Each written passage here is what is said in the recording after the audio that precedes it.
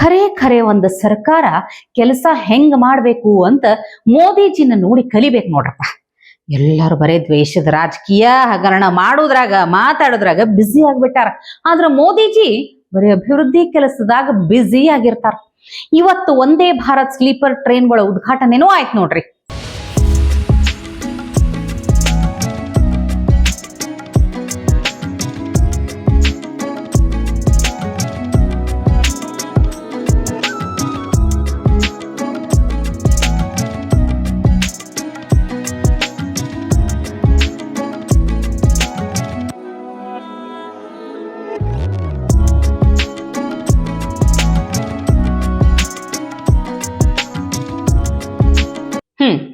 ಇಂಥ ಚಲೋ ಕೆಲಸ ಮಾಡೋದು ಬಿಟ್ಟು ಅಧಿಕಾರಿಗಳಿಗೆ ಆವಾಜ್ ಹಾಕೊಂಡು ದುರ್ಬುದ್ಧಿ ಮಾಡುದಂತ, ಅಕ್ರಮ ವಲಸಿಗರನ್ನ ರಕ್ಷಣೆ ಮಾಡುವುದಂತ ಇದ ಆಯ್ತು ನೋಡ್ರಪ್ಪ.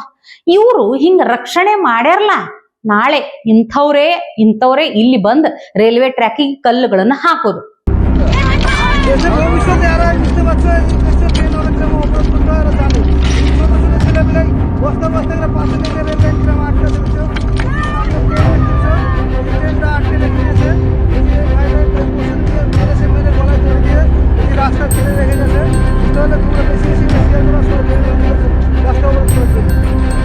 ಹಾ, ಇದೇ ಮಾರ್ಗದಾಗ ವಂದೇ ಭಾರತ್ ಟ್ರೈನ್ ಬರಬೇಕಾಗಿತ್ತಂತ ಪುಣ್ಯಕ್ಕದು ಈ ಕಡೆ ಬರ್ಲಿಲ್ಲ.